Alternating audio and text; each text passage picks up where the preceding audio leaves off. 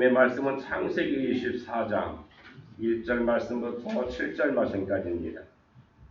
제가 가지고 있는 성경 제한은 구약 성경 30쪽에 있는 30페이지에 있는 창세기 24장 1절 말씀부터 7절 말씀까지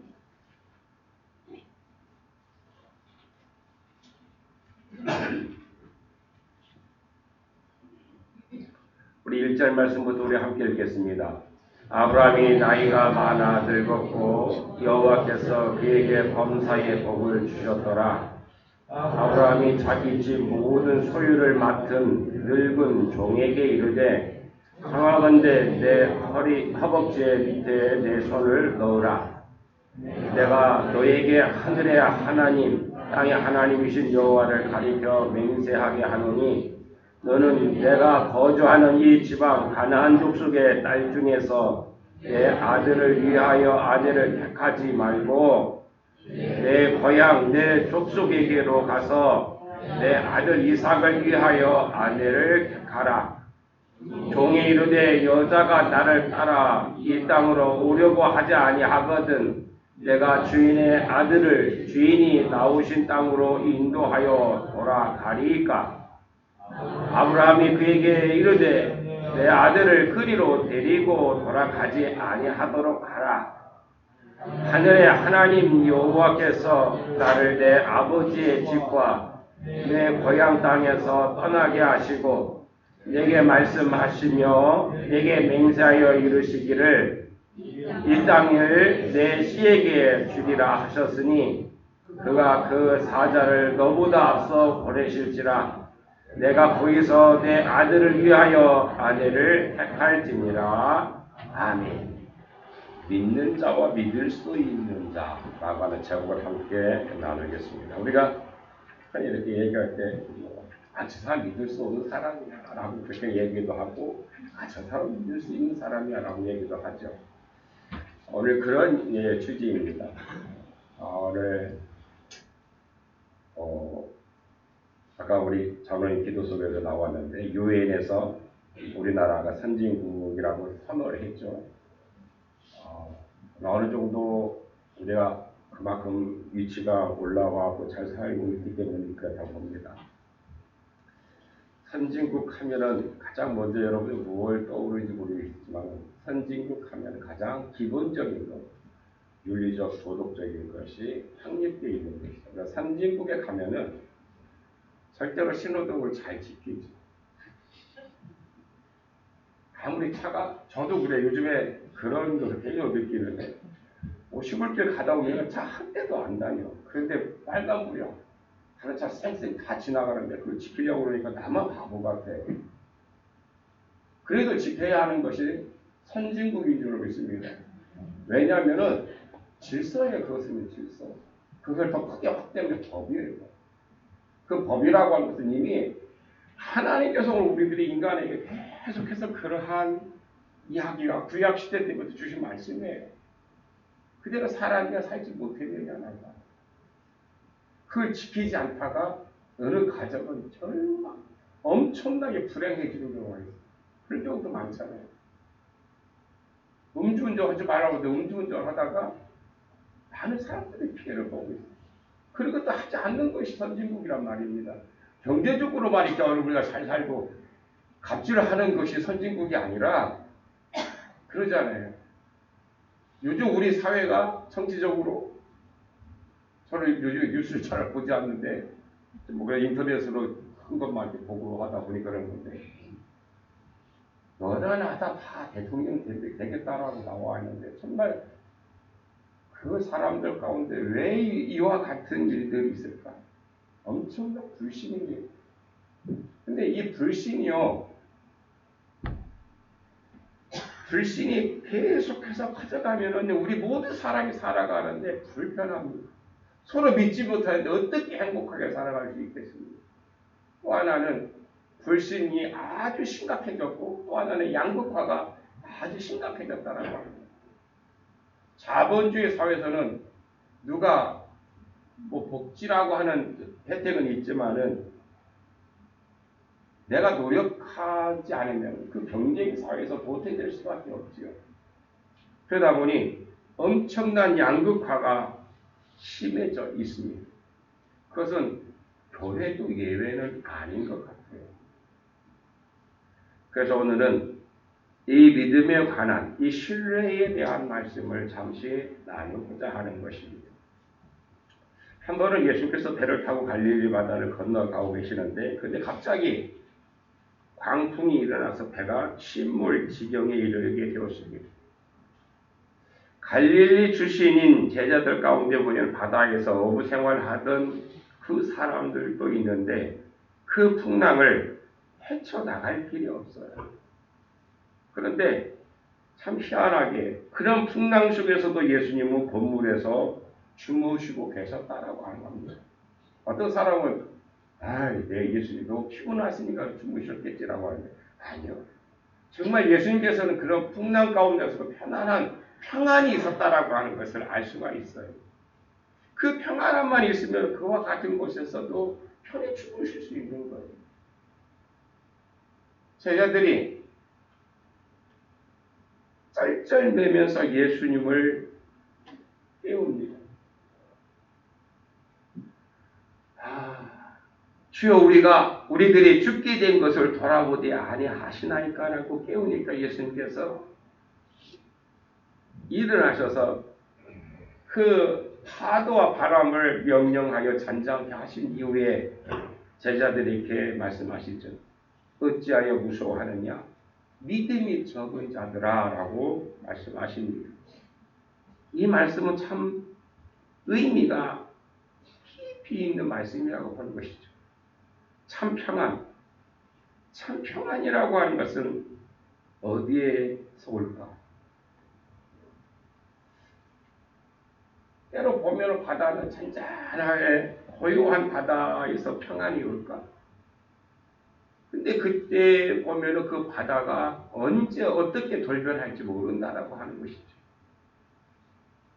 또 하나, 어쩌면 인생 광야길을 항해로 표시하고 광야길이라고 하고 있지만은 그러한 길을 헤쳐나갈 수 있는 지혜 아니면 경험 이런 것들이 많으면 평안할까라고 하는 것입니다. 그런데 결과적으로 보면은 그러지 못했어요. 아니면은 또 이렇게 생각할 수도 있겠죠. 그 배는 너무 작으니까 큰 배를 만들면 평안하지 않을까? 근데 사람들 그래서 보면 엄청나게 큰 배를 만들죠. 타이탄이라고 하는 영화 나오면 그 당시에 최고의 큰 여객선이었어요. 그래서 영국에서 미국까지 가다가 그만 첫 해의 첫 출항에서 도착지까지 가지도 못하고 중간에서 침몰하고 말았단 말입니다. 예수님은 그런 것들에 평안이 있는 것이 아니라 믿음에 있다라고 하시는 것을 볼 수 있습니다. 믿음에 있다라고 하는 겁니다. 그래서 풍랑이나 제자들의 항해 기술을 말하지 않으시고 제자들의 믿음을 너희들의 믿음에 문제가 있다라고 말씀하신 거예요. 믿음이 적은 자들이라 라고 말씀하셨습니다. 오늘 우리들의 불안의 원인도 믿음이 있다라고 하는 것을 알아야만 합니다. 믿지 못해서 불안한 것입니다.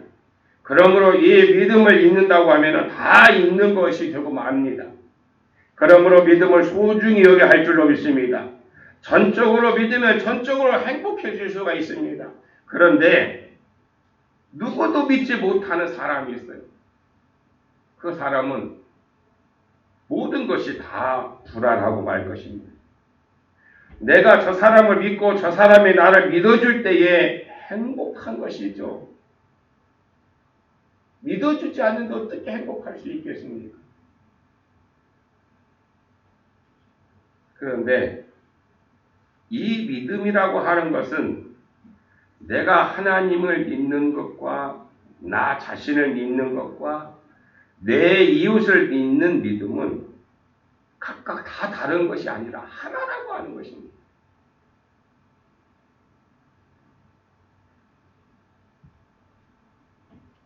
내가 하나님을 아버지로 믿을 때에 나는 하나님의 자녀가 되고 내 이웃은 내 형제가 되는 것입니다. 그래서 하나님을 믿는 믿음과 나를 믿는 믿음과 이웃을 믿는 믿음이 하나로 통한다라고 하는 것입니다. 하나님을 믿지 못하면 누구도 믿을 수가 없습니다. 하나님의 존재를 믿을 때에 그 믿음 위에 모든 것을 믿을 수 있게 되는 것입니다. 모든 믿음의 기초는 하나님을 믿는 신앙에 있다라고 하는 것입니다. 예수님도 말씀하셨죠. 내 눈에 보이는 형제도 사랑하지 못하면서 어떻게 눈에 보이지 않는 하나님을 사랑할 수 있겠느냐라고 말씀하셨어요. 그래서 하나님을 사랑하는 것, 나를 사랑하는 것, 내 이웃을 사랑하는 것 하나라고 하는 것입니다. 믿는 것도 마찬가지입니다. 하나님을 믿고 나 자신을 믿는 거, 내 이웃을 믿는 것도 하나라고 하는 것입니다. 서로가 믿어줄 때에 존재감이 살아나게 됩니다. 아무리 열심히 우리 어린아이들한테 너 공부해라, 뭐 해라 한들 그 부모가 그 자식, 그 아이를 믿어주지 않는데 그 아이가 어떻게 이게 행복하게 살 수 있겠습니까? 마찬가지예요. 오늘 우리가 하나님을 믿는 사람들이라고 하면서 서로 사랑하지 못하고 믿어주지 못한다라고 하면은 아무리 숫자가 큰 교회를 만든다 할지라도 그 모래 위에 집을 짓는 것과 마찬가지예요. 서로가 믿어줄 때에 거기에서 큰 일을 할 수가 있어요. 큰 일들을 만들어질 수 있다라고 하는 것입니다. 오늘도 본문에 이런 믿음의 사람이 있습니다. 아브라함은 하나님을 믿었습니다. 그 믿음의 결과로 100세에 아들을 얻었죠. 우리가 다 알고 있는 것은 100세에 아들을 얻는다라고 보통 믿음이 아닙니다. 그런데 아브라함은 이렇게 믿었어요. 100세에 그 아들을 주셨는데 그 아들을 주신 하나님이 그 아들의 내주자도 주시지 않겠느냐라고 하는 그 믿음이 있었던 것입니다. 하나님을 믿는 그 믿음으로 자기가 부리는 종을 또 믿는 것을 볼 수가 있습니다.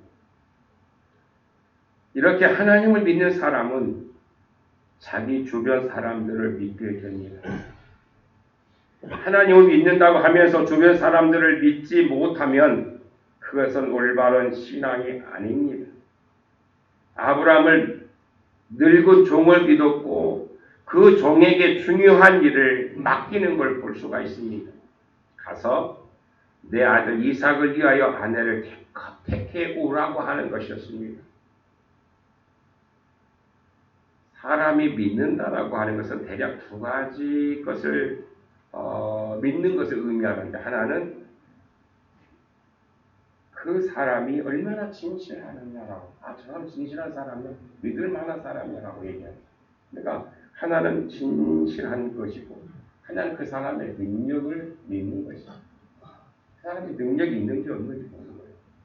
근데 세상적인 기준일 수 있겠지만은 신실하고 그런 사람이 능력이 있느냐에 따라서 그 사람의 신뢰가 우리가 평가할 수 있는 기준이죠.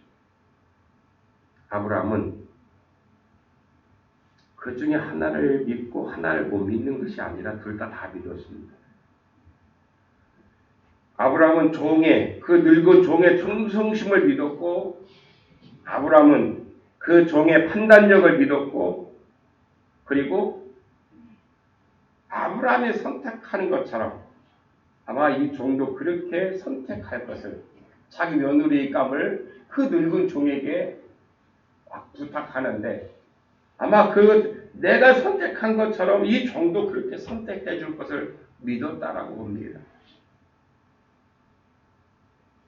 이 얼마나 아름다운 관계입니까?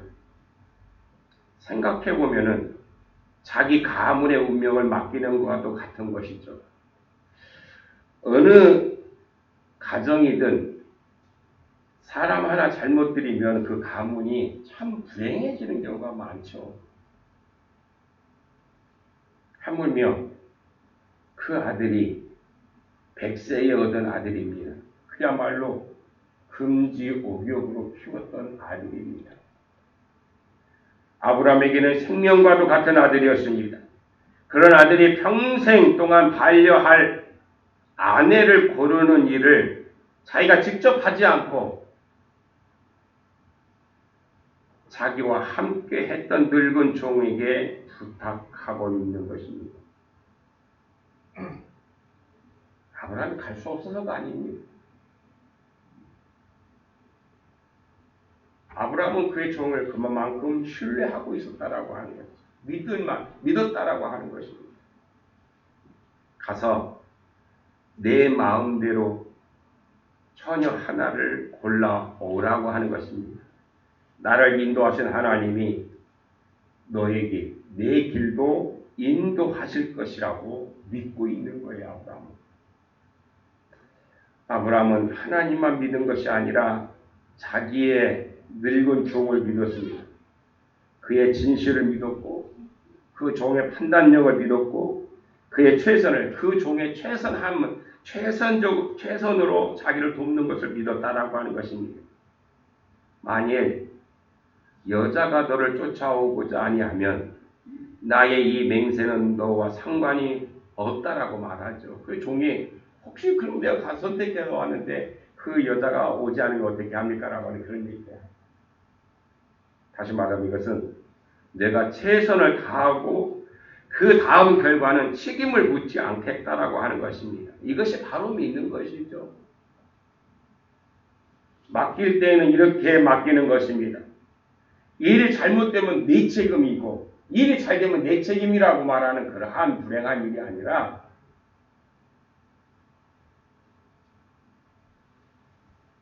그는 잘 되든 못 되든 그 결과에 책임을 묻지 않겠다라고 하는 그런 아브라함의 그 전적인 신뢰가 있었기 때문에 그 종은 그렇게 길을 떠나는 것입니다. 비록 불행하게 형들에게 미움을 받아서 시기의 질투 가운데 애굽의 종에 팔려갔던 요셉도 마찬가지입니다.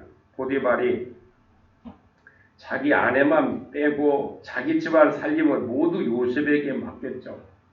요셉이 지혜롭기 때문에 그만큼 신뢰했기 때문에 그 모든 것을 다 맡겼다라고 볼 수 있습니다. 누구에게 신임 받는다라고 하는 것은 행복한 일이죠. 누구에게 인정받는다라고 하는 것은 그만큼 좋은 일입니다. 바울도 그렇게 디모데전서 1장 12절에서 고백하는데 나를 충성되이 여겨 내게 직분을 맡기심이니다 라고 고백합니다. 다시 말하면 무슨 얘기냐? 전에는 사울이라고 하는 청년은 예수 믿는 사람들을 핍박했던 사람이죠. 근데 그가 예수를 만난 이후에 정말 그가 자신을 이렇게 고백하지요. 나는 만삭되지 못한 팔싹둥이와 같은 존재인데 하나님께서 이 귀한 사역을 맡기셨다라고 하는 것이죠. 디모데전서 1장 12절에도 나를 충성되이 여겨 하나님께서 나를 사도 바울이 그렇게 열심히 하는 것을 충성되이 여겨 내게 직분을 맡기셨다라고 하는 겁니다. 하나님이 자기를 믿어주시고 소중한 사도직을 맡기셨다라고 고백하는 것입니다. 사도 바울은 하나님이 자기를 믿으시고 사명을 맡긴 것을 감사하고 그 감격으로 평생을 최선을 다하며 살았던 것을 보게 됩니다. 우리는 주변 사람들이 나를 어떻게 믿어주고 나는 주변 사람들을 얼마나 믿고 있는지 깊이 생각해 볼 일입니다. 배우자도 믿지 못해서 살림도 맡기지 못하는 그러한 사람도 있습니다. 그런 아브라함은 자기 살림을 맡긴 것이 아니라 가문의 운명을 맡긴 것과도 같은 것입니다. 이런 믿음과 신뢰는 객관적인 요인으로 이루어지는 것이 결코 아닙니다. 믿을 수 있는 여건에 따라 있는 것이 아니라고 하는 것입니다. 모든 믿음은 하나님을 믿는 신앙에 근거하고 있는 것입니다. 아브라함은 하나님이 나를 인도하셨으니 내 아들도 인도할 것이고 내 종도 인도할 것이다라고 믿었습니다. 이것이 아브라함과 늙은 종이 가진 믿음의 근거였습니다. 이런 신임은 이렇게 신뢰하는 것은 하루아침에 이루어지는 것은 아닙니다. 오랜 세월 많은 경험을 통해서 믿음이 축적되었기 때문에 자기의 가문을 맡길 수 있도록 정말 그러한 전폭적인 신뢰를 보여주는 것입니다. 오늘 본문에 보면은 늙은 종이라고 했습니다. 늙은 종이라고 하는 말은 아브라함이 그 종을 오랜 세월 동안 함께 살았다라고 하는 것을 알 수가 있습니다. 아마 그 세월 동안 그 종이 하는 일을 맡겨도 그 일을 그에게 맡겨보기도 했고 일하는 모습도 보기도 했을 것이고 그 결과를 수도 없이 아브라함은 보았을 것입니다. 그렇기 때문에 그에게 모든 어쩌면 그 운명까지도 맡기는 그러한 걸 보게 됩니다. 마태복음의 달란트 비유를 우리는 다 잘 알고 있습니다. 그 달란트 비유에서 보면은 5달란트나 2달란트 받았던 사람들이 자기가 남긴 것을 가지고 주인에게 내놓았을 때 이게 주인이 그렇게 칭찬하죠. 착하고 충성된 종이라고. 그리고 뭐라고 해요? 더 큰 일을 맡기겠다고 말씀하죠. 그런데 1달란트 받았다. 이거 비유적으로 얘기하는 것입니다. 1달란트 받은 사람은 자기가 그 1달란트 가져온 거 그대로 주인에게 가지고 왔어요. 나쁜 일은 아니죠. 그런데 예수님 뭐라고 말씀하십니까? 악하고 게으른 종이라고 책망하십니다. 악하고 게으른 종. 아니 1달란트 주셔서 1달란트 그냥 갚았는데 악하고 게으른 종이라고 책망하셨어요.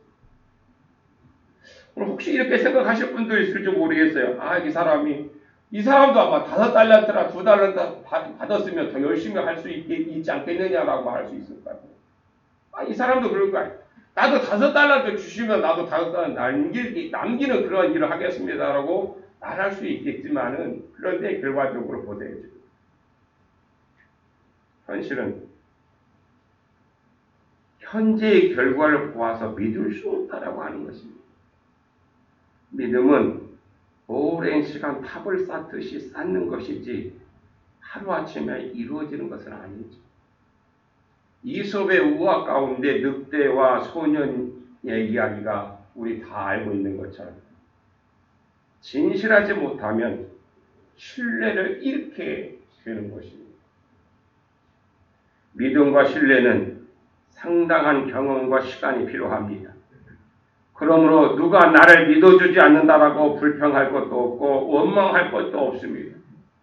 다른 사람이 나를 믿어주지 않는다고 하면 내가 지금까지 그렇게 살아온 결과이기 때문인 것입니다. 아브라함은 오랜 세월 동안 아브라함과 함께 살아온 그 종을 신임했던 것입니다. 그 종은 아브라함과 살면서 아브라함의 마음도 알고 아브라함의 뜻도 헤아렸던 것을 보게 됩니다. 창세기 24장에 본 나머지 그 말씀에 보면은 그 종이 아브라함의 며느리를 선택하는 장면을 볼 수가 있습니다. 평소에 아브라함이 손님 대접을 잘하는 것을 알았기 때문에 손님 대접하는 기준으로 해서 처녀를 그 아브라함의 며느리 값을 고르는 걸 보게 됩니다. 우물가에 물 길러 나온 여자들 중에서 물을 달라고 해서 물을 주는 그 사람을 고르기로 작정했는데 그런데 리브가는 물을 줄 뿐만 아니라 물을 길어서 나귀까지 마시게 했다라고 하는 것입니다. 이것은 하나님이 주신 아브라함의 며느리감이라고 판단하고 그를 데리고 왔던 것입니다. 그리고 그 고르는 기준이 이 종의 기준이 아니라 아브라함이 직접 고른 것과도 같았다라고 하는 것입니다. 평소에 아브라함의 뜻을 알고 있었기 때문에 가능했던 것입니다. 이것이 바로 충성입니다. 충성. 주인의 뜻을 알고 헤아리고 충성하는 것이 진짜 충성이죠. 우리가 하나님께 충성하는 것도 그분의 뜻을 알고 그분의 뜻대로 하려고 하는 마음이 진정한 충성이 되는 것입니다.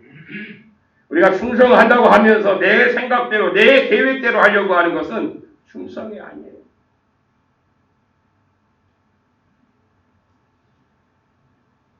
그분의 마음을 헤아려서 그분의 뜻대로 하려고 노력하는 것이 진정한 충성이겠죠. 헌신이고 주님이 보시기에 기뻐하시는 일들이 될 것입니다. 그래서 우리는 늘 주님의 뜻을 구해야 되고 그 뜻을 구하기 위해서 우리가 말씀을 묵상하고 그 말씀 속에서 주님이 나에게 주시는 귀한 은혜를 깨닫고 그것을 실천해 나가는 것이죠. 나 혼자 기뻐하고 나 혼자 편안한데 근데 왠지 내 주변 사람이 불편함이 뭔가 잘못된 거라는 것이죠.